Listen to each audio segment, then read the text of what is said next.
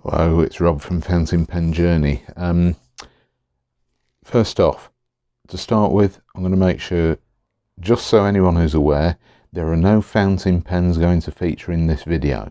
This is purely a book review. So, what's the book? Well, it does tie in with fountain pens, certainly for me anyway. I do all sorts of notes, use my fountain pens for all sorts of note taking, writing, all sorts of stuff. I enjoy it, and I never realised, but I actually do quite a lot of sort of bullet journaling for myself at work to manage my time. I certainly don't draw pictures like this in my work bullet journal. I keep it very simple with very simple symbols and ink colours. So easy to reference, very quick to manage. But I do enjoy doing very simple sketches, things like that. So when I saw this book being advertised on Cult Pens, I thought, oh, this could be a good introduction to, if you like, more elaborate journaling, bullet journaling, that type of thing. I do gratitude journals, but let's face it, my gratitude journals are very wordy. It's quite simple. Pick 10 points, write about what I'm grateful for the day. It's good for improving your mindset. I work in a largely negative role. I work in health and safety, and quite honestly, everything is always going to have to be based on the worst case scenario. So because of that, I think, I don't want everything to be negative, so I come home in the evenings, spend time with my family, and then sit down, quiet time, write 10 things that I'm grateful for. Very simple. Put the date on the page, 10 simple things that I'm very grateful for that day, and think about why. But I do also do other types of journaling without realising it, and I wanted to learn a little bit more about it. So I bought this thing. The book is by Helen Colebrook. It's published by David and Charles. Yeah, there we go. And it's called Journal with Purpose. Now, it's not quite what I was expecting. I was expecting a little bit more meat to the whole thing. It really doesn't do much discussion about journaling at all. So if you're an absolute beginner to journaling, it's probably a very nice book to have in addition to other journaling books and other journaling resources. I found it a little bit thin with regards to journaling. It's not terrible by any means, but it's just not really... If you've never done journaling before, it's not really going to help you. That's it in a nutshell. So, Helen's very honest about what she journals about. She calls it journaling with purpose. She requests that people use the hashtag journaling with purpose. As you can see, not a lot. There we go. There is basically half a page about why journaling, why do journaling, which is pretty much just saying, I'll just give you a very quick synopsis. It's good for your mind. It's good to relax. Find a routine, make that part of your routine. She uses the evenings, same as I do. And that's pretty much it. So, further on, and I'm not going to go through every page in this book, but she discusses tools and materials, which, to be honest, it gives you the basics. You're going to have in this list everything you need to get started. Now, obviously, in here there is one thing: fountain pen. Well, in my case, or in my viewers' cases, if you're a fountain pen fan, it's going to be fountain pens and fountain pen inks. All these other things, very pretty, but no. I concentrate on fountain pens, and if I started getting into all these things as well, I would end up looking like a branch of W.H. Smith's. So I'm not going to do that. So where Helen Colebrook starts off, and this is the important stuff, this is things like, what should a journal include? Basically, it's an organiser. So month, calendar, which you draw out. The habit tracker is beyond me. It looks very good, and I think it's a really, really good thing. She draws a line by the date, basically saying whether she did or didn't do something. I haven't had time to really figure this out, but I like that idea.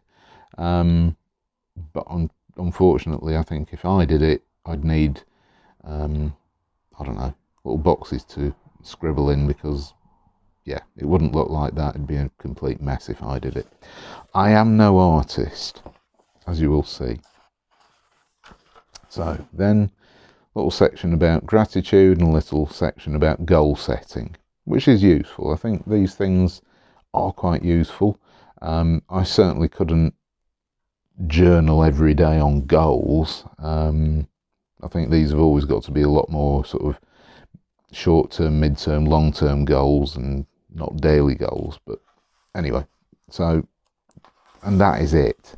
So there's hardly any information about how to journal, what sort of journaling to do, that sort of thing. So if you're looking for an in-depth book about how to write journals, journaling ideas, what to do, then this is really just going to literally touch the surface and leave you at that. So use the other resources, use the internet, whatever, if you want to learn how to journal and learn all the different bullet journal terminologies, things like that. But what this book does then go into is the design library, and there are an awful lot. There are over 1,000 designs in this book, and as you can see, that's the end of the words. Now, Helen has done a really good job of, for a start, if you notice this paper, it's a dot grid. Now, I am really starting to get more and more into fountain pen friendly paper. I've gone through the pens, I've got through that stage, I'm still on that stage. Inks, same thing. I'm experimenting and have been experimenting with all sorts of different fountain pen inks. Starting to really like shimmer inks, unfortunately, so there we go. There's another 24 inks to add to my ink collection. And now paper. I'm starting to get into paper, and I've never really liked the idea of dot grid paper. I mean, typically this stuff, lined paper. I like lines. It's straightforward. You know what you're writing on. It works. So I've never really seen the point of dot grid notebooks. However, as soon as I started to play around, and I've done maybe 4 or 5 days in total, literally just trying ideas from this book, sketching them out, and I found that the dot grid notepaper notebooks are really, really useful, because basically it's a connect the dots exercise.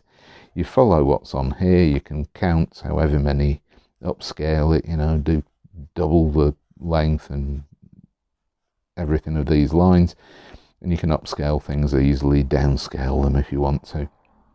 And I found that this dot grid approach was really, really useful. And I've suddenly started finding myself using dot grid notepads and things, simply because rather than have like this notebook here, you know, lines fixed with, if I want to write really big, then I'll use 2 lines. But I find that the dot grid notepaper, such as these Rhodia dot pads, it's great because you've got lots and lots of, if you like, area to have a go at. You don't feel restricted or constrained by lines. So I really like the way that Helen has done this, so that it's not only easy to follow, but you can adapt things quite easily, make them bigger, make them smaller, add bits, remove bits from these design ideas. So there's all sorts of stuff in this book, banners and scrolls. Typically you get a double page spread per, I don't know, topic, borders and corners. So it gives you some ideas in this book about borders and corners which you might like to draw, use, adapt, because it's all about progressing your own skills as well. And I really enjoy this because I generally don't have the time to draw borders and things all around stuff, but there are some interesting ideas, and I like the idea of these sort of corners. Very attractive, and not too difficult to do. As you can see, we get another double page spread of borders here, and stuff like this. Really, really simple, but quick, easy, works on everything. You know, nice border if you need that sort of thing. I mean, you can go complicated. Some of it is obviously like this, a lot more freehand. You don't have the, if you like, the geometric designs, and the simplicity of following those on a dot grid notepad.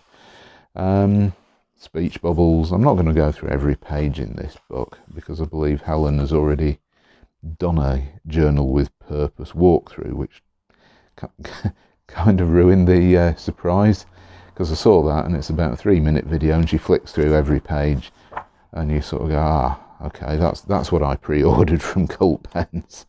But there's other stuff in this, feathers, which to be honest, are quite similar to some of the leaves that I draw. I like drawing banana leaves, things like that. Hearts, mandalas, no, dream catchers. There we go, flowers. Incredibly difficult. Lots of freehand work. I have tried a few of these without great success.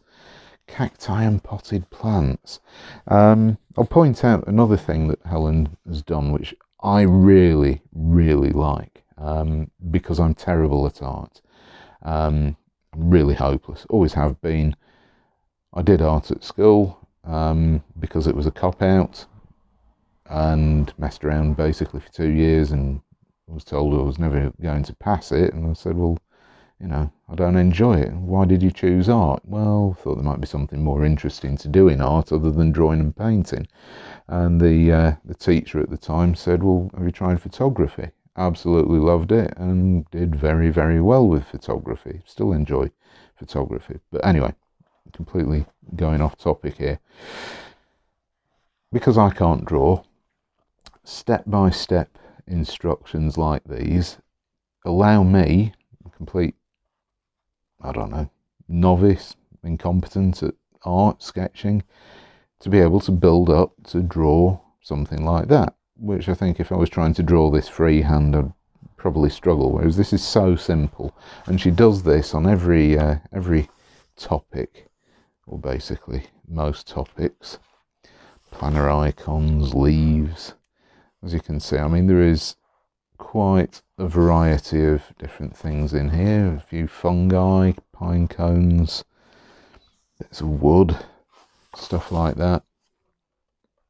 Hiking. I mean, there are some very interesting things. So, decorative lettering, very useful. Simplistic. I like the simplicity of these. How to do block lettering, how to make it look a little bit more interesting. Cursive fonts. Yeah. Mandalas. Geometric patterns. Quite good. I like these. These are, to be honest, quite therapeutic to draw. It's a bit like colouring in without the colouring in. You're drawing the actual pattern. Sports stuff. Celebration type things, space, homeware, little sort of wreaths, music stuff, houses. It's quite good to be able to draw little houses, I suppose. Butterflies, travel, transportation. Nice to see a yellow submarine there. Do like the film, the Beatles film. And yeah, I mean, you food, accessories, clothes, cooking utensils, stuff like that, arts and crafts. Surprisingly limited on that. not many arts and crafts things, fitness and exercise. Crystals, useful because these sort of geometric shapes you can adapt to all sorts of things, so very useful spread there.